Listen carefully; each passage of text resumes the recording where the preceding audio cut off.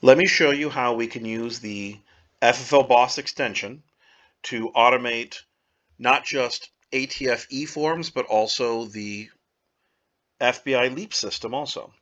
So once you have a customer that has completed a 4473 on the kiosk mode, you're going to go and review their data. This is all fictitious customer information in here. You're going to make sure everything matches their ID like you should do for proper compliance.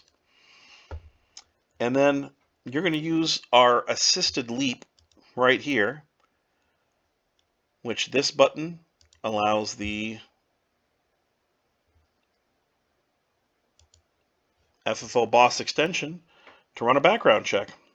And it copies all the data directly right here into LEEP. That's all you need to do to be able to run a background check for somebody inside of FFL Boss.